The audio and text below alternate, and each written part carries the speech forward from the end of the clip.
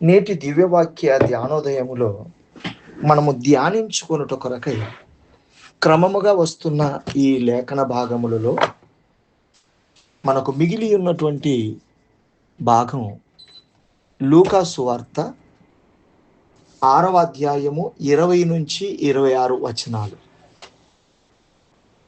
ఇది మనము 6 వచనాలు కదా, 6 వచనాలు కదా అని అనుకునే సందర్భంగా ఉన్నప్పటికీ ఈ 6 వచనాలు ఆధ్యాత్మిక విషయానికి సంపూర్ణమైన మానవునికి కావలసిన సంగతులు నేర్పిస్తాయి. 6 అనే సంఖ్య బైబిల్ పరంగా మానవుణ్ణి చూపించే సంఖ్య. మానవుణ్ణి చూపించే సంఖ్య 6 సంఖ్య. నేను ధ్యానిస్తున్నప్పుడు, ఆలోచిస్తున్నప్పుడు ఈ 6 వచనాలు మనిషికి అర్థమైతే మహిమలోకములోనికి వెళ్ళడానికి ఏ లోటు కనిపించదు. ఈ 6 వచనాలు అర్థమైతే మనిషి ఆ మహిమలో ఉన్న కన్నతండ్రి దగ్గరికి వెళ్ళటానికి ఏది కూడా అడ్డురాదు. ఈ 6 వచనాలలో 2 ప్రాముఖ్యమైన భాగాలను చూపిస్తుంది. ఒకటి, ఈ 2 కూడా భూమి మీద బ్రతుకుతూ ఉన్న జీవిత విధానాన్ని చూపిస్తుంది. ఒక భాగమేమో సుఖముగా బ్రతికేవారు, ఏ కష్టము లేకుండా, ఏ సుఖము లేకుండా మనుషుల చేత జై కొడుతూ మెప్పు కోరుతూ బ్రతికే గుంపు ఒకటి. రెండవది, భూమి మీద అతి కష్టమైన జీవితం, దౌర్భాగ్య జీవితం, అసలు అన్నపానాలకు కూడా సరిగ్గా సుఖానికి నోసుకోలేని జీవితం, చూస్తేనే ఇసురుమన్నట్లుగా కనిపించే జీవితం, కానీ దేవుడు మెచ్చే జీవితం, ధన్యకరమైన జీవితం, ఈ 2 కూడా ఈ భాగంలో కనబడతాయి. ఇదే కదా భూమి మీద బ్రతుకుతున్నటువంటి జీవితంలో మనిషి ఏం కోరుకుంటున్నాడో అని ఆలోచించవలసింది. అయితే మన కోరికలోనే మనము ఆ మహిమలో ఉన్న కన్నతండ్రి దగ్గరికి వెళుతున్నామా అనేది మనకు బోధపరిచేటువంటి భాగం. ఇది తన శిష్యుల వంక చూసి శిష్యులు బ్రతకవలసిన శ్రేష్టమైన బ్రతుకు కోసం మాట్లాడుతున్నాడు. ఒక్కసారి శిష్యుల వైపు పార చూశాడు. పార చూసి మహిమను పొందే బ్రతుకు ఎలాంటిదో ఆ విషయాన్ని గురించి ఈ శిష్యులు సమాజములోనికి వెళుతున్నప్పుడు ఎదురవుతున్నటువంటి కష్టాలు, ఎదురవుతున్నటువంటి నష్టాలు, వాటిలో వారు ఎలా నిలదొక్కుకొని ఆనందంగా ప్రాణాలు త్యాగం చేయాలో ఆ విషయాన్ని యేసుక్రీస్తు వారు ఇక్కడ నేర్పిస్తున్నాడు. 20వ వచనం ఆయన 20వ వచనంలో, అంతటా ఆయన తన శిష్యుల తట్టు పార చూసి ఇట్లనెను, బీదలైన మీరు ధన్యులు, దేవుని రాజ్యం మీది. బీదలైన మీరు ధన్యులు, దేవుని రాజ్యం మీది. అంటే దేవుని రాజ్యం ఎవరిది? బీదలు. ఈ మాట 2 కోణాల్లో ఆలోచించవలసిన మాటగా మనం చూస్తాం. భౌతికంగా భూమి మీద బ్రతుకుతున్నప్పుడు బీదలు అనే దాని గురించి మాట్లాడిందా, లేక మరేమైనా ఆత్మీయ అర్థముతో కూడిన భావం ఇందులో ఉందా అని ఆలోచించటానికి ఇదే సందర్భాన్ని పరిశుద్ధుడైన మత్తయి చేత దేవుడు రాయించిన మత్తయి సువార్త 5వ అధ్యాయము 3వ వచనం, పరిశుద్ధుడైన లూకా గారు కూడా ఈ సందర్భములలో నుంచి ఎక్స్ట్రాక్ట్ చేసుకున్నాడు. అనగా యేసు ప్రభు శిష్యులు వినిగ్రహించిన సంగతులు బోధిస్తుండగా విన్న విషయాలనే క్రోడీకరించి ఆయన గ్రీకు పాండిత్యం కలిగినటువంటి ఆ ఆధిపత్యం కలిగినటువంటి అధికారం కలిగినటువంటి థియోఫిలాకి రాస్తున్న విధానంలో అసలు ఒరిజినల్గా మరి మత్తయి గారు రాసినటువంటి సందర్భంలో ఏముందో మనం చదివితే అసలు బీదలు అంటే ఎవరో మనకు అర్థమైపోద్ది. బీదలు అంటే ఎవరు? డబ్బు లేని వాళ్ళ గురించి మాట్లాడుతున్న సందర్భమేనా, లేక ఆత్మీయంగా ఇంకేమైనా అర్థం దాగి ఉందా అని ఆలోచించడానికి మత్తయి సువార్త 5వ అధ్యాయము 3వ వచనానికి వెళ్తే మనకు చక్కగా అర్థమవుతుంది. ఆత్మ విషయమై దీనులైన వారు ధన్యులు అంటే, బీదలైన వారు మీరు ధన్యులు, పరలోక రాజ్యం మీది అని అంటే, బీదలు అనే పదం అసలు ఏ మీనింగ్తో పరిచయం చేశారంటే, ఆత్మ విషయమై దీనులైన వారు ధన్యులు. ఆత్మ విషయమై అంటే దాని అసలైన అర్థం ఎలా ఉంటుంది అంటే, ఆత్మ కోసం శరీరాన్ని దీనత్వంగా పెడితే, ఆత్మ కోసం శరీరాన్ని దీనత్వంగా పెడితే వారు ధన్యులు. ఇంకా సరిగ్గా అర్థం కావడానికి శరీరం చాలా రుబాబుతో బతుకుతుంది. నాకు ఇది కావాలి, నాకు అది కావాలి, నేను ఇది కావాలి, నేనున్నాను కదా, నాకు ఎందుకు నువ్వు ఇవ్వవు అనే శరీరం బాగా జల్సా చేయడానికి రుబాబుతో బతుకుతుంది అన్నమాట. ఇలా బ్రతుకుతున్న ఈ శరీరం దీన్ని ఎవరైతే అణగగొడతారో, ఎవరైతే అణగదీస్తారో, దేనికోసం? ఆత్మ కోసం. శరీరాన్ని దీనంగా రుబాబు చేయకుండా అణిగిమణిగేటట్లుగా శరీరాన్ని పెడతారో వారు ధన్యులు అన్న భావన మనకు అక్కడ కనబడుతుంది. ఆత్మ విషయములో శరీరం దీనంగా ఉంటే వారు పరలోకాన్ని పొందే ధన్యత కలిగిన వారుగా, ధన్యులుగా కనబడుతున్నారు. దేనికోసం శరీరాన్ని అణిగిమణిగి ఉండాలి? శరీరము దీనంగా ఎందుకు ఉండాలి? శరీరం ఎందుకు తిన్నా ఒకటే, తినకపోయినా ఒకటే అని చెప్పి ఎందుకు దీనంగా ఉండాలి? శరీర అవసరాన్ని ఎందుకు తీర్చకుండా దాన్ని అలా ఉంటే ఉండు లేకుంటే లేదు అని చెప్పి ఎందుకు అనాలి? శరీరమును ఎందుకు లెక్క చేయొద్దు? శరీర కోరికలు ఎందుకు తీర్చొద్దు? దీనం అనగా శరీరము దీనంగా ఉండడం అని అంటే అర్థం, ఇన్ని అర్థాలు వస్తాయి. ఎందుకో తెలుసా? ఆత్మ కోసము అని చెప్తున్నాడు. ఆత్మ కోసము, ఆత్మ విషయమై దీనులైన వారు ధన్యులు అంటే దాని అర్థం ఆత్మ కోసం శరీరాన్ని దీనంగా కాపాడు, దీనంగా ఉంచు అని అర్థం. యాకోబు రాసిన పత్రిక 4వ అధ్యాయము 6వ వచనాన్ని చదివితే ఈ విషయాన్ని పరిశుద్ధుడని యాకోబు గారు, యేసుక్రీస్తు శిష్యుడని యాకోబు గారు కూడా ఈ విషయాన్ని మాట్లాడుతూ, ఎందుకని? దేవుడు గర్విష్ఠులకు విరోధి, వినయం గల వారికి కృపను అనుగ్రహించేవాడు కదా. గర్విష్ఠులకు విరోధి, దీనంగా ఉండే వారికి కృపను అనుగ్రహించేవాడు కదా. ఎవరు గర్విష్ఠులు? శరీరం గర్వంగా ఉంది అని అంటే దేవుని కృపను పొందలేరన్నమాట. శరీరము ఆత్మ విషయములో వినయముగా ఉంది, లోబడుతుంది అంటే, గర్వాన్ని అణుచుకొని వినయముగా వింటున్నాడు అని అంటే కృపను పొందే అవకాశాన్ని కలిగిన వాడు అని అర్థం. ఆత్మీయ విషయంలో నిజంగా పరలోకానికి వెళ్ళాలి అనుకునేవాడి విషయంలో మన శత్రువు ఎవరో తెలుసా? ఎవరో కాదండి. మన శత్రువు ఎవరో కాదు, మన శరీరమే మనకు ప్రథమ శత్రువు. ఆత్మను నరకానికి మన ఆత్మ నరకములోనికి వెళ్ళి నశించిపోవడానికి సాతానుడు వాడుకుంది ఎవరునో కాదండి, నీవు కలిగి ఉన్న నీ శరీరాన్నే వాడు వాడుకుంటున్నాడు. అందుకే యేసుక్రీస్తు వారు కొండ మీదకి వెళ్ళి జనసమూహాన్ని చూసి మొట్టమొదట ఓపెన్ ఎయిర్ మీటింగ్, బహిరంగ సభలో మాట్లాడిన యేసుక్రీస్తు వారి మొట్టమొదటి ప్రసంగమే ఈ ప్రసంగం. ఏది?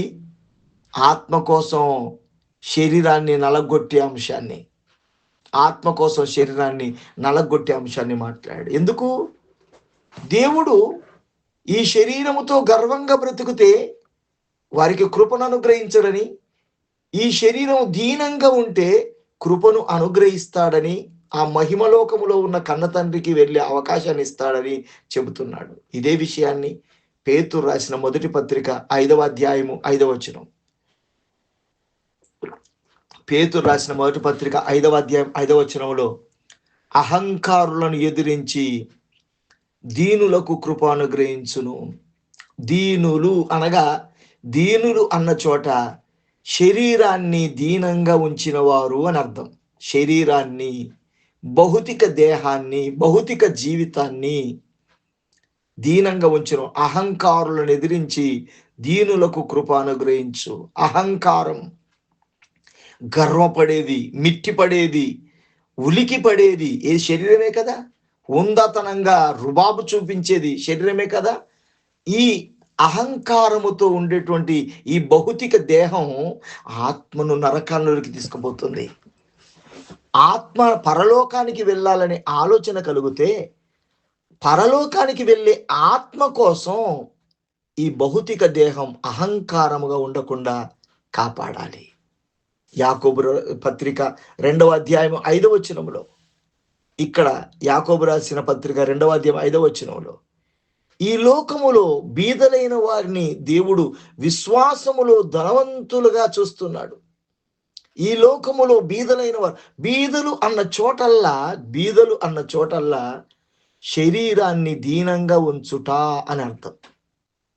శరీరాన్ని లోబడేటట్లు చేయుట అని అర్థం. శరీరాన్ని గర్వపడకుండా చేయుట అని అర్థం. శరీరాన్ని అణిగిమణిగిటట్లు ఉండేటట్లుగా చేయుట అని అర్థం. ఇది ఆత్మీయ అర్థంగా ఇన్ని వచనాలతో మనం అర్థం చేసుకున్నప్పుడు, శరీరకంగా మరి ఎక్కడైతే మిట్టి పడుతున్నాడో వాడు ఆత్మీయంగా విశ్వాసంలో ధనవంతుడుగా ఉంటాడు. శరీరాన్ని ఎక్కడైతే అణగదొక్కి దీనంగా పెడుతున్నాడో వాడు ఆత్మీయంగా విశ్వాసంలో ధనవంతుడై ఉంటాడు. నా ప్రియ సహోదరులారా, ఆలకించండి. ఈ లోక విషయములో దరిద్రులైన వారిని విశ్వాసమందు భాగ్యవంతులుగాను, తన్ను ప్రేమించు వారికి తన్ను వాగ్దానం చేసిన రాజ్యమును వారసులుగాను ఉండుటకు దేవుడు ఏర్పరచుకొనలేదా? అంటే ఇందాక ధ్యానించిన ఈ విషయాల్లో ఏమర్థమైంది? బీదలైన మీరు ధన్యులు అన్న చోట, బీదలు అన్న చోట అసలు పదం ఏంటి అని అర్థం చేసినప్పుడు మత్తయ్య గారు మన పరిచయం చేసింది ఏంటి? ఆత్మ విషయములో దీనులైన వారు ధన్యులు అన్నప్పుడు అసలు ఆత్మ విషయములో ఏది దీనంగా ఉండాలి అని మనం సబ్ టైటిల్ ఆలోచించినప్పుడు, శరీరము దీనంగా ఉండాలని, భౌతిక శరీర జీవితకాలము దీనంగా ఉండాలని, మనము కనబడుతున్న ఈ శరీర జీవితకాలమే గర్వము తగ్గించుకోవాలని, లోబడాలని, వినయంగా ఉండాలని అర్థాన్ని మనం చూసాం. దీన్ని బలపరుచుట కొరకై కీర్తన గ్రంథం 34 కీర్తన 6వ చరణములో, ఈ దీనుడు మొరపెట్టగా అన్నప్పుడల్లా ఈ 4 విషయాలు రావాలి. ఈ దీనుడు మొరపెట్టగా అనగా ఈ శరీరములో కనబడవలసిన 4 విషయాలు మనం గుర్తు చేసుకోవాలి. శరీరం అణిగిపోవాలి, శరీరము లోబడాలి, శరీరం గర్వపడొద్దు, శరీర కోరికలు నెరవేరొద్దు. దీనుడు అన్నప్పుడల్లా ఈ విషయాలు రావాలి. అంటే శరీరము అణిగిపోవాలి, శరీరము లోబడాలి, శరీరం గర్వపడొద్దు, శరీరము శరీర కోరికలను తీర్చొద్దు. ఈ 4 విషయాలు ఎవరైతే చేస్తుంటారో, ఈ 4 విషయాలు ఎవరైతే కలిగి ఉంటారో అతడు మొరపెట్టినప్పుడు, దట్ ఈస్ ద మీనింగ్. 4 విషయాలు శరీర విషయంలో 4 ప్రాముఖ్యమైన విషయాలు ఏ శరీరములో కలిగి ఉంటారో, ఏ శరీరియు కలిగి ఉంటాడో, ఏ వ్యక్తి కలిగి ఉంటాడో. నెంబర్ 1, శరీరము నలిగిపోవాలి, శరీరము లోబడాలి, శరీరము గర్వపడొద్దు, శరీర కోరికలు తీర్చొద్దు. ఈ 4 జరిగించువాడు మొరపెడుతుంటే, యెహోవా చెప్పు బిడ్డ ఏం కావాలి, చెప్పు నాన్న ఏం కావాలి అని అడుగుతుంటే, నాకు అన్నం కావాలని అడగడు, నాకు కొంచెం సుఖం లేదయ్యా అని అడగడు, కాస్త నిద్ర పడతలేదని అడగడు, కాస్త ఇది కావాలి అని అడగడు, అది కావాలని అడగడు. ఎందుకు? ఈ 4 ఆ శరీరంలో ఉన్నాయి కదా. అడగడు. ప్రభువా, నువ్వు ఉన్న చోటికి రావాలనుకుంటున్నానయ్యా. ఎప్పుడు నీ ఉన్న చోటికి వెళ్తానో అదే ఎదురు చూస్తున్నానయ్యా. ఒకవేళ ఏరా నీకు బట్టలొద్దా? ఏరా నీకు బిర్యానీ వద్దా? ఏరా నీకు కారొద్దా? నువ్వు భవనం వద్దా నీకు? ఈ లోకములో సుఖపడాలనుకుంటలేవా? ఏంటి ప్రభువా, ఎంత సుఖపడాలనుకున్నా అది వదిలిపెట్టి వెళ్ళేదే కదా. అది 4 రోజులదే కదా. అది ఉన్నా ఒకటే, ఊడిపోయిందో ఒకటే కదా. ఎంత అద్భుతంగా ఉంటదో ఆ ఎక్స్‌ప్లనేషన్ తెలుసా? అది ఎక్కడ కనబడుద్దో తెలుసా? ఒక లాజరులో కనబడుతుంది. ఒక హేబేరులో కనబడుతుంది. అది ఎక్కడ కనబడుతుందో తెలుసా? ఒక లాజరులో, ఒక హేబేలులో. ఇంకా కళ్ళకు కట్టినట్లుగా ఎక్కడ కనబడుతుందో తెలుసా? మన పితరులైన అపోస్తలులు, ఇంకా సంఘ చరిత్రలో భూమి మీద హతసాక్షులుగా తమ బ్రతుకు జీవితాల్ని ధారపోసిన వాళ్ళు. వాళ్ళు అలాగే. అంటే మనం అర్థం కావడానికి, ఏరా నీకు బంగ్లా వద్దా? నన్ను బంగ్లా కావాలని అడగవేంటి? కారు కావాలని అడగవేంటి? నాకు సుఖం కావాలని అడగవేంటి? అని అడిగితే, ఏది కావాలని కోరుకున్న ఏది ఉన్న ఈ లోకములో అది అశాశ్వతమైంది కదా, అంతలో సమసిపోయేదే కదా ప్రభువా. అది నాకు అవసరమా? ఎప్పుడు రమ్మంటే అప్పుడు వెళ్ళిపోయే నాకు ఇదంతా నాకు అవసరమా? అని చెప్పి శరీరమును ఈ 4 కోణముల్లో 4 స్తంభాలుగా ఈ శరీరాన్ని నిలబెడితే నలగగొడుతూ, అందులో లోబడుతూ, అందులో విధేయత చూపుతూ, గర్వాన్ని తగ్గించుకుంటూ, ఆ శరీర కోరికలను నెరవేర్చకపోతే అతడు మొరపెట్టగా యెహోవా ఆలకించి అతని శ్రమలన్నిటిలో నుండి అతన్ని రక్షించును. అంటే వీటన్నిటిలో నుండి విడిపించి స్వర్గలోకపు ప్రాప్తి కలగచేసును. రక్షించును అనగానే భూమి మీద ఏమయ్య ప్రభువా నువ్వు దీనులు మొరపెట్టగా రక్షిస్తానన్నావు. మేము 3 రోజుల నుంచి ఉపవాసం ఉండి ప్రార్థన చేస్తా ఉంటే ఎందుకు మమ్మల్ని రక్షించట్లే అంటే, భూమి మీదనే ఇంకా ఉండాలనుకుంటా. అది భూమి ఉండే ఉండే కాలం కాదు. అతడు మొరపెట్టగా యెహోవా ఆలకించును. యెషయా గ్రంథము 66 అధ్యాయము 2వ వచనం చూస్తే, దీనుడై నలిగిన హృదయము గలవాడై మాట విని వణుకుచుండును వానిని నేను దృష్టించుచున్నాను. పైన నేను చెప్పిన 4 సంగతులు ఉన్నాయి చూడు. యెషయా గ్రంథము 66 అధ్యాయము 2వ వచనంలో పూర్తిగా చిత్రపటం అంతా కూడా ఈ 4 వచనాల్లో కనబడుతుంది. బీదలైన మీరు ధన్యులు అనగా, ఆత్మ కోసం శరీరాన్ని దీనత్వంగా పెట్టేవాడు పరలోకానికి చేరుతాడు. అవన్నీ నా హస్తకృత్యములు, అవి నా వలన కలిగినవి అని యెహోవా సెలవిచ్చున్నాడు. ఏవి అవన్నీ హస్తకృత్యములు, అవన్నీ నాకు కలిగినవి. ఏవి? నీ శరీరము కోరుకునేది, శరీరం పొందాలనుకునేది, శరీరం అనుభవించాలనుకునేది, ఇదంతా కూడా నా వల్ల కలిగిందే. నాదే అది, నాదే. నేనే నీ వాడనైనప్పుడు నీకు కావలసింది ఏదైనా కొదువగా ఉంటుందా? అవసరమైతే ఉంటుంది, లేకపోతే లేదు. దానికోసం నువ్వెందుకు బ్రతిలాడుతావు?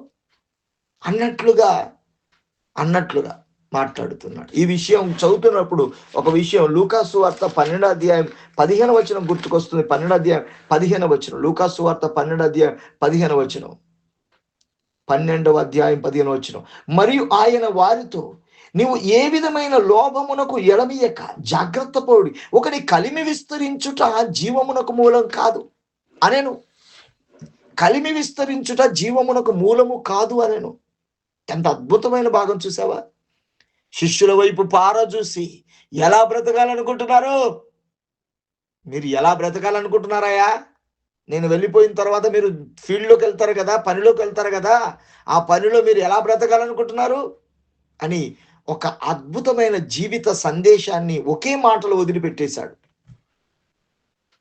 ఆ ఒకే మాట జీవితాంతం ధ్యానించిన బోధపడనిది, బోధపడిన నిలబడడానికి ఇష్టపడనిది, ఒకవేళ ఇష్టపడాడనుకో నూట్లకొక్కడు, అతడే యోగ్యుడుగా పరలోకములో ఉండేవాడు. అతడికే ఆ అర్హత దేవుడిచ్చేవాడు. 12 ఏ విధము చేతనైనను లోభమునకు ఎడమియ్యక జాగ్రత్త పడి అంటే సుఖభోగానికి ఎడవీయక, శరీరానికి ఛాన్స్ ఇవ్వక, లేక లోభము, లోభత్వము, కుచితత్వము, పిసినారితనము దానికి ఎడమీయక, ఒకని కలిమి విస్తరించుట జీవమునకు మూలము కాదని. ఇందులో రెండు భాగాలు ఉన్నాయి. ఇన్వెస్ట్మెంట్ కామ పెట్టాడంటే అది ముందు వచనానికి జోడిస్తుంది, వెనక దానికి జోడిస్తుంది. కానీ నేను రెండో భాగాన్ని తీసుకున్నాను. ఒకని కలిమి విస్తరించిన జీవమునకు మూలము కాదు. డబ్బు ధనం హెచ్చించిపోతుంటే, క్రీస్తులో ధనవంతులైపోయి వికసిస్తూ విస్తరించిపోతుంటే, అది పరలోకానికి వెళ్ళేది, పరలోకానికి వెళ్ళగలడు అని జై కొట్టేది కాదు. దానికి పరలోకానికి సంబంధం లేదు. భూమి మీద రిచెస్ట్గా కనబడడానికి పరలోకానికి వెళ్ళడానికి సంబంధం లేదు. పరలోకానికి వెళ్ళడానికి గల సంబంధం దీనుడైతే, ఆత్మ కోసం దీనుడైతే, అనగా శరీరాన్ని ఆత్మ కోసం దీనులుగా చేస్తే. ఇక ఆ విషయంలో ఈ 4 విషయాలు క్రియారూపము ఏమైతుందో, క్రియారూపకంగా ఏమైతుందో 21 వచనం నుండి మాట్లాడుతున్నాడు. క్రియారూపకం అనగా క్రియలలో ఎలా కనబడుతుందో 21 నుంచి మాట్లాడుతున్నాడు. అప్పుడు ఆకలి గొనుచున్న మీరు ధన్యులు అంటే అందులో ఈ 4 శరీరాన్ని దీనత్వంగా పెట్టి, ఆత్మ కోసం శరీరాన్ని కంట్రోల్లో పెట్టడానికి, శరీరములో ఆకలి అవుతుంది, ఆకలి కొంటున్నారు, మీరు ధన్యులు. ఏం ఆకలి కొనాలి శరీరములో, ఏ ఆకలి కొనాలి? ఈ విషయాన్ని కూడా మత్తయి గారు రాసిన సువార్తలోని 5వ అధ్యాయం 6వ వచనంలో తమ్ముడు ముందే పోస్ట్ చేశాడు ఆ వచనాలు. ఎందుకంటే ఈ సందేశాన్ని లూకా గారు రాసినటువంటిది అక్కడ 6వ వచనములో. నీతి కొరకు ఆకలి దప్పులు గనవారు, శరీరం కొరకు కాదు. బిర్యానీ తిందాం, భోజనం చేద్దాం, రొట్టెలు తిందాం, చేపలు తిందాం, మటన్ తిందాం, గీ ఆకలిని తీర్చుకునేది కాదు అది. నీతి కోసం ఆకలి దప్పులు గలవారు ధన్యులు. నీతి కోసం ఆకలి, దాహం, నీతి కోసం ఆకలి దప్పులు గలవారు ధన్యులు, వారు తృప్తిపరచబడుదురు. ఈ లోకములో ఆహారమును తిన్నవాడికి తృప్తి లేదు. ఈ లోకములో రుచికరమైన పానీయాలు తాగిన వాడికి తృప్తి లేదు. కానీ ఆ తృప్తి ఎక్కడొస్తుందో తెలుసా? సాటిస్ఫాక్షన్ ఎక్కడొస్తుందో తెలుసా? నీతి కోసం ఆకలి దప్పిక కలిగిన వారు. ఇక్కడ శిష్యులకు అంటున్నాడు, నీతి కోసం ఆకలి ఉండాలి, నీతి కోసం దాహం ఉండాలి. అందుకే కీర్తన 42 కీర్తన 1వ చరణములో ఒక దుప్పి నీటి వాగుల కొరకై ఎలా ఆకలి కొంటుందో, ఎలా తాహతాలాడుతుందో, శ్రేష్టమైన వాటిని తాగడానికి కొరకు సెలయేర్లలో పరుగులు తీస్తూ ఆ ఒక ఆకాంక్ష కలిగిన దాని గురించి చూపిస్తున్నాడు. దుప్పి నీటి వాగుల కొరకు ఆశపడిన ఒక దుప్పిక, ఒక జింక నీటి వాగులు, పారుతున్న వాగులోనున్న నీళ్లు తాగడానికి ఎలా పరుగులు తీస్తుందో, అలాగే జీవము గల వాక్యాన్ని, స్వచ్ఛమైన శ్రేష్టమైన వాక్యాన్ని స్వీకరించడానికి కొరకు ఆకలి ఉండాలి. వాక్యము కొరకైన దాహం, జీవాహారము కొరకైన, వాక్యము కొరకైన ఆకలి, వాక్యము కొరకైన దాహం ఉండాలి. వారే ధన్యులు. ఈరోజు వాక్యము కోసం ఆకలి దప్పులు లేని రోజుల్లో బ్రతుకుతున్నాం. వింటే పోతే వాయిలే, పెద్ద సమస్య ఏముంది అని చెప్పి ఇంకా కాసేపు పడుకుందామని చెద్దరు కప్పుకొని పడుకొని, ఇంకా పర్లేదులే ఆయన అలాగే మాట్లాడతాడని చెప్పి ఇప్పుడు ఈ గ్రూప్లోనికి, మా వాక్యంలోనికి రాకుండా మరి ఏం చేస్తున్నాను? పెద్ద పని ఏం చేస్తున్నాను అనుకున్నావు? ఏమి చేయరు. వాట్సాప్ ఓపెన్ చేసేసి గుడ్ మార్నింగ్ అని పువ్వు పంపిన వారికి గుడ్ మార్నింగ్, రాత్రంతా కూడా ఎవరెవరివి పంపారు అక్కడిది కాపీ చేసి ఉన్న గ్రూపులు అన్నిటి పంపేసుడు, ఆ బొమ్మ తీసి ఇటు, ఈ బొమ్మ తీసి అటు, ఇదే పని పొద్దున్న లేచిన తర్వాత. ఆకలి కోసం దాహం ఉందంటావా? ఈ వచనంలో మనం పోస్ట్ చేసాం, ఈ వచనంలో ఏం భావం ఉంది, పరిశుద్ధాత్మ దేవుడు ఏం మాట్లాడతాడని వినే కోరిక కలిగి ఉందంటావా? లేదు. అందుకే కీర్తన గ్రంథము 42:1 ఏమన్నాడు? జింక, దుప్పి నీటి వాగుల కొరకు ఆశపడినట్లుగా ఆశ కలిగి ఉండాలంటాడు. ఆమోసు గ్రంథం 8వ అధ్యాయం 11వ వచనంలో యెహోవా వాక్యమును వినుటకు ఆకలి కలిగి ఉండాలంటాడు. కొరింథీ రాసిన మొదటి పత్రిక 1వ అధ్యాయం 30వ వచనంలో అసలు ఆ నీతి ఎవరో తెలుసా? ఆ వాక్యం ఎవరో తెలుసా? యేసుక్రీస్తు వారే.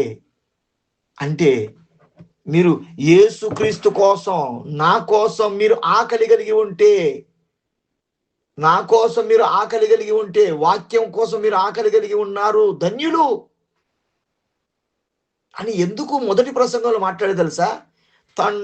తండాలుగా విస్తారమైన జనసంఖ్య ఎటు వెళ్తే అటే వెళ్తున్నారు. యేసు ప్రభు ఎటు వెళ్తే అటే వెళ్తున్నారు. ఎంత ఆసక్తి కలిగి ఉన్నారు. ఒక్కొక్కసారి 3 రోజులు భోజనం లేకుండానే అరణ్యంలోనే ఉండిపోయారు. ఇల్లు మరిచిపోయారు, ఒళ్ళు మరిచిపోయారు. తిరిగి కనికరం గల దేవుడుగా ఆయనే రొట్టెలను, చేపలను ఆహారంగా మలిచి ఇచ్చేశాడు. 3 రోజులు అక్కడే ఉండిపోయారు. దేనికోసం ఉన్నారు వాళ్ళు అని వారి ఆసక్తిని చూసి ఆనందపడిపోయిన మన రక్షకుడైన యేసుక్రీస్తు వారు, ఎస్, ఇలా మీరు నా కోసం మీరు ఆకలితో ఉన్నారు, ఏం చెప్తాడా, ఏం చేస్తాడా, ఏం బోధిస్తాడా, ఏం చెప్తాడా అని దినాన్ని మర్చిపోయారు, రాత్రులు మర్చిపోయారు, కుటుంబాన్ని మర్చిపోయారు, నాతోనే ఉన్నారు. You are the blessed people, మీకుందిరా పరలోక రాజ్యం అని చెప్పి యేసుక్రీస్తును వెంబడిస్తూ ఆకలి కోసం, దాహం కోసం, ఎక్కడున్నాడని వెతుకుతున్న వారి కోసం శిష్యులతో మాట్లాడాడు. వెరీ గుడ్, అన్ని మరిచి నా కొరకు మీరు వస్తున్నారు, మీరు ధన్యులు అని చెప్పి మాట్లాడుతున్నాడు. ఈరోజు ఆ నీతి కోసం ఆకలి దప్పులు గలవారుగా ఉండి ఆ ధన్యతను సంపాదించుకుంటున్నామా? నీతి కోసం ఆకలి దప్పులు గలవారుగా ధన్యత సంపాదించుకోవాలంటే శరీర ఆకలిని చంపుకోవాలి. శరీర ఆకలిని చంపుకోవాలి. ఇక 22వ వచనములో మనుషులు ఏం జరుగుతుంది? 22వ వచనములో శరీర ఆకలిని చంపుకోవాలి, తృప్తిపరచబడుదురు. ఇప్పుడు ఏడ్చుచున్న మీరు ధన్యులు, మీరు నవ్వుదురు. ఏడుపు దేనికోసం?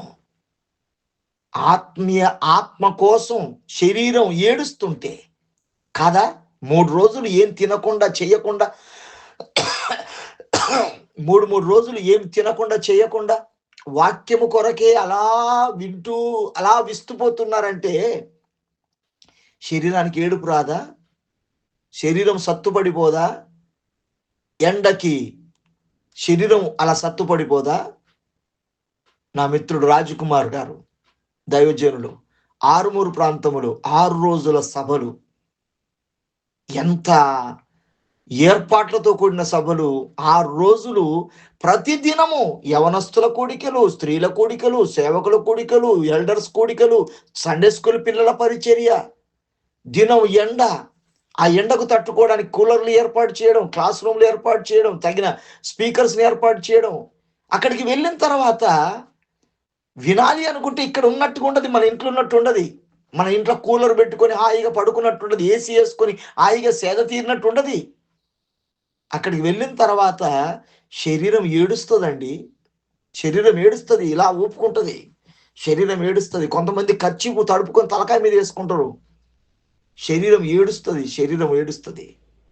దేనికోసం అక్కడ పెట్టావు? దేనికోసం అక్కడ ఉంటున్నావు? దేనికోసం ఉండవలసి వస్తుంది అని ఆలోచిస్తే ఆత్మీయ ఆకలి దాహము కలిగిన వారికే ధన్యత సంపాదిస్తున్నారు. ఇప్పుడు ఏడ్చుచున్న మీరు ధన్యులు. ఎస్, వాక్యము కొరకై శరీరం ఏడవాలి. వాక్యము కొరకై శరీరం ఏడుస్తే యుగ యుగములు నవ్వే లోకములో ఉండే భాగ్యాన్ని సంపాదించుకుంటావు. 22వ వచనంలో మనుష్య కుమారుని నిమిత్తము మనుషులు మిమ్మల్ని ద్వేషించి, వెలివేసి, నిందించి, నీ వేరు చెడ్డదని కొట్టివేయబడినప్పుడు ధన్యులు. ఇదంతా కూడా శరీరములో జరిగే భాగాలు. ఈ శరీరం ఎందుకు ఇలా కావాలి అని అంటే ఆత్మ కోసం. అబ్బా, ఆత్మ పరలోకానికి వెళ్ళడానికి మాత్రమేనయ్యా. మనుష్య కుమారుడు మిమ్మల్ని, ఆ మనుష్య కుమారుడు నిమిత్తం, యేసుక్రీస్తు నిమిత్తం, వాక్యము నిమిత్తం, సత్యము కోసం, జీవవాక్య సందేశాల కోసం ఈ శరీరం ఏడుస్తుంటే యుగ యుగములు నవ్వే లోకములో, యుగ యుగములు సంతోషపడే లోకములో నువ్వు ఉంటావు కదా. ఆ దినమందు 6వ అధ్యాయం 23వ వచనం చూస్తే ఆ దినమందు ఏం జరుగుతుంది తెలుసా? సంతోషించి గంతులు వేయుడి. ఆ దినమందు మీరు సంతోషించి గంతులు వేయుడి. ఇదిగో ఫలము పరలోకమందు గొప్పదై ఉండును. వారి పితరులను ప్రవక్తలను అదే విధముగా చేసిరి. ఇదంతా కూడా ఎగ్జాంపుల్ చెప్తున్నాడు. పితరులు కూడా, అపోస్తులు, ప్రవక్తలు కూడా అదే చేసిరి. ఏది చేశారు? ఏంది చేసింది? శరీరాన్ని మైనస్, ఆత్మ విషయంలో శరీరాన్ని నలగొట్టడం, ఆత్మ విషయంలో శరీరాన్ని దీనంగా పెట్టడం, ఆత్మ విషయంలో శరీరాన్ని గర్వంగా ఉట్టిపడకుండా చేయడం, ఆత్మ విషయంలో శరీరాన్ని శరీర కోరికలు తీర్చకపోకుండా ఉండటం అనేది పితరులు చేశారు, ప్రవక్తలు చేశారు అని మాట్లాడుతున్నాడు. ఈ విషయాన్ని మత్తయి సువార్త 5వ అధ్యాయం 10, 12 వచనములో ఆయన అంటాడు, నీతి నిమిత్తము హింసించబడు వారు ధన్యులు, పరలోక రాజ్యం వారిది. నా నిమిత్తము జనులు మిమ్మల్ని హింసించి మీ మీద అబద్ధముగా చెడ్డ మాటలు ఎలా పలుకున్నప్పుడు మీరు ధన్యులు, సంతోషించి ఆనందించుడి, పరలోకమందు మీ ఫలము అధికమగునని ఈలాగున వారు మీ పూర్వమందున్న ప్రవక్తలు కూడా చేసిరి. ఇదంతా కూడా ఆత్మ కోసం శరీరము నలిగిపోయే దాన్ని గురించి మాట్లాడిన సందర్భం. ఎందుకని? మీరు హింసించబడే ప్రజల మధ్యలోనికి వెళ్తున్నారు. ఆ ప్రజల మధ్యలో మీరు హింసించబడుతున్నప్పుడు, అవమానపరిచే ప్రజల మధ్యలో జీవిస్తున్నారు. ఆ ఆ ప్రజల మధ్యలో వాక్యం కోసం అవమానపరచబడుతున్నప్పుడు మీరు ధన్యులు, వారు అన్యులవుతారు. నిజమే. ఈరోజు ఒక ప్రార్థన జీవితంలో విశ్వాసాన్ని పెంచుకుంటే ఎన్ని అవమానాలు. ఒక వాక్యాన్ని బాగా చదువుతూ వాక్యంలో ప్రశ్న అడిగారనుకో, ఓహో నీతిమంతులు దిగొచ్చారో అని ఎన్ని అవమానాలు, ఎన్ని నిందలు. సంఘమే, నీ పక్కన కూర్చున్నోళ్ళే. ఆత్మీయ విషయాల్లో ముందుకు వెళ్ళడానికి కొరకు ఈరోజు హింసించబడే ప్రజల మధ్యలో ఉన్నాం, నిందించబడే ప్రజల మధ్యలో ఉన్నాం, అబద్ధముగా చెడ్డ మాటలు మాట్లాడే ప్రజల మధ్యలో ఉన్నాం. కానీ ఉల్లాసంగా ఉండండి, ఆనందపడండి. ఇది మీరే కాదు, మీకంటే ముందు ప్రవక్తలు చేశారు, మీకంటే ముందుగా వచ్చినటువంటి అపోస్తులు కూడా ఇదే చేశారు. మీరే కాదు, పెద్దగా మీకు మాదిరిగా విశ్వాస సమూహము ఎబ్రీ రాసిన పత్రిక 11వ అధ్యాయంలో కనబడతారు. ఆ ప్రవక్తలు ఎవరో, ఆ అపోస్తులు ఎవరో, శరీరాన్ని నలగొట్టుకున్న వాళ్ళు ఎవరో, ఆత్మ కోసమై భూమి మీద బ్రతికిన వాళ్ళు ఎవరో కనబడతారు. మత్తయి సువార్త 10వ అధ్యాయం 16 నుంచి 22వ వచనంలో మీరు తోడేళ్ల మధ్యకు వెళ్తున్నారు, పాముల మధ్యకు వెళ్తున్నారు. మీరు గొర్రెల వలె ఉండండి, మీరు వివేకము కలిగిన వారై ఉండండి, నిర్మలమైనటువంటి మనస్సాక్షి కలిగిన వారై ఉండండి. మీరు తోడేళ్ల మధ్యకు వెళ్తున్నారు. ఏం తోడేళ్ళు గొర్రెలను ఏమైనా కాపాడుతాయా? చీల్చుకు చెండాడుతాయండి. అలాంటి మనుషుల మధ్యలో క్రైస్తవ్యం ఉంటుంది అని చెప్తాడు. లోకం మిమ్మల్ని ద్వేషించును. యోహాను సువార్త 15:18-20లో లోకం మిమ్మల్ని ద్వేషించిన ఎడల అది ముందుగా నన్ను ద్వేషించిందని తెలుసుకోండి. మీరు లోకమునకు చెందిన వారై ఉండిన ఎడల లోకము తన వారిని ప్రేమించును, కానీ మీరు లోకమునకు చెందిన వారు కారు. నేను మిమ్మల్ని లోకములో నుండి ఎన్నుకొంటిని గనుక లోకం మిమ్మల్ని ద్వేషిస్తుంది. లోకం మిమ్మల్ని ద్వేషిస్తుంది. ఎప్పుడు? దేవుని కోసమై బ్రతుకు జీవితాన్ని కొనసాగిస్తున్నప్పుడు లోకం మిమ్మల్ని ద్వేషిస్తుంది, లోకం మిమ్మల్ని వెలివేస్తుంది. యోహాను సువార్త 16వ అధ్యాయం 2వ వచనంలో లోకం మిమ్మల్ని వెలివేస్తుంది. ఇదే అనుభవాన్ని అపోస్తుల కార్యం 5వ అధ్యాయం 40-41వ వచనంలో అపోస్తులు అనుభవించారు, 12 మంది శిష్యులు అనుభవించారు. ఇదే అనుభవాన్ని పరిశుద్ధ పౌలు గారు 2వ తిమోతి రాసిన పత్రిక 3వ అధ్యాయం 12వ వచనములో పౌలు భక్తుని యొక్క అనుభవం కూడా అదే. ఇక మనందరికీ సంఘానికి చెబుతున్న మాట, కొరింథీయులకు రాసిన 2వ పత్రిక 6వ అధ్యాయం 10వ వచనంలో దుఃఖించుచున్న వారై ఉన్నను ఎల్లప్పుడూ సంతోషించువారు, దుఃఖించువారై ఉన్నను ఎల్లప్పుడూ సంతోషించువారు అని అంటాడు. అంటే మొదటి భాగం చూస్తూ ఉంటే ఆత్మ కోసం శరీరాన్ని ఏం చెయ్యాలో అనే విషయం మొదటి 3 వచనాలు మాట్లాడుతున్నాయి. చివరి 2 వచనాలు 24, 26 వచనం, 24 వచనం ఎలా ప్రారంభమవుతుంది? అయ్యో అంటే, అయ్యో అనే పదం ఎప్పుడు వస్తుంది? కొంపలు తగలబడుతున్నప్పుడు వచ్చే పదం. ఒక ప్రమాదం తెలియకుండా మీదికి వచ్చినప్పుడు పలకబడే పదం. అయ్యో ధనవంతులారా, అయ్యో 25వ వచనం, అయ్యో ఇప్పుడు కడుపు నిండిన వారలారా, అయ్యో ధనవంతులారా, మీరు కోరిన ఆదరణ మీరు పొంది ఉన్నారు, అయ్యో మీరు కడుపు నిండి ఉన్న వారలారా, మీరు ఆకలి గొందురు, అయ్యో ఇప్పుడు నవ్వుచున్న వారలారా, మీరు దుఃఖించి ఏడ్చుదురు. మనుషులందరూ మిమ్మల్ని కొనియాడునప్పుడు మీకు శ్రమ కలుగును. వారి పితరులను అబద్ధ ప్రవక్తలను అదే విధముగా చేసిరి. ఈ 2 వచనాలు ఈరోజు క్రైస్తవ్యం కోరుకుంటున్న నగ్న సత్యం. ఈరోజు క్రైస్తవ్యం కోరుకుంటుంది ఇదే. క్రైస్తవ్యానికి దేవుడు ఇస్తాడని బోధ చేస్తున్న బోధలు కూడా ఇవే. ఏంటిది? ధనవంతులారా, మీరు కోరిన ఆదరణ మీరు పొంది ఉన్నారు. ధనవంతులు కావాలనుకున్నారు, ధనవంతులు అయ్యారు కదా. సుఖముగా బ్రతకాలని కోరుకున్నారు, సుఖముగా బ్రతుకుతున్నారు కదా. కావలసిందల్లా కావాలనుకున్నారు, ఇవ్వకపోతే వారం రోజులు ఉపవాసం ఉండి కావాలని కోరుకున్నారు, వచ్చింది కదా. మీరు కోరిన ఆదరణ, మీరు కోరిన కోరికలు మీరు తీర్చుకున్నారు కదా. అయితే అయ్యో ఇప్పుడు కడుపు నిండి ఉన్న వారలారా, మీరు ఆకలి కొంటారు, ఒక దినం రాబోతుంది. అయ్యో మీరు నవ్వుచున్న వాళ్ళ, ఇప్పుడు నవ్వుతూ ఆనందపడుతున్న వాళ్ళారా, యుగ యుగములు ఏడ్చే దినం ఒకటి రాబోతుంది. దీనికి చివరిగా 26 వచనంలో, మనుషులందరూ మిమ్మల్ని కొనియాడునప్పుడు ఏం జరుగుతుంది? మనుషులందరూ మీరు కొనియాడునప్పుడు ఏం జరుగుతుంది? మీకు శ్రమ. ఇదండి ఈరోజు ఈ రెండో భాగాన్ని క్రైస్తవ్యంలో దేవుడు ఇస్తాడని భ్రమలో పెట్టిన క్రైస్తవ్యం. వీళ్ళెవరు? ఎవరు చెప్తారంటున్నాడు ఇది? మనుషులందరూ మిమ్మల్ని కొనియాడునప్పుడు మీకు శ్రమ. వారు పితరులను అబద్ధ ప్రవక్తలను అదే విధముగా చేసిరి. ఏ విధంగా చేసిరు అబద్ధ ప్రవక్తలు? దైవత్వములో సుఖభోగం, దైవత్వములో రిచెస్ట్గా బ్రతకడం, దైవత్వములో ఇలా హుందాగా ఉండడం, దైవత్వములు దేవుడు భూమి మీద కావలసిన వాటన్ని ఇస్తాడు, ఆయనకేం తక్కువ, అడిగిందల్లా ఇస్తాడు, చేసిందల్లా చేస్తాడు అని అబద్ధ ప్రవక్తలు సుఖభోగమును బోధించారు. తిరిగి నరకములో కాలిపోవడానికి సిద్ధంగా ఉన్నారని తెలియచేస్తున్నాడు. నిజంగా అలా బోధించారండి ప్రవక్తలు? అనుమానంగా ఉందా? ఇర్మియా గ్రంథం 5వ అధ్యాయం 31వ వచనం చేస్తే, ప్రవక్తలు అబద్ధమును ప్రవచించుచున్నారు, నా జనులు ఇట్లు ఇష్టపడుచున్నారు.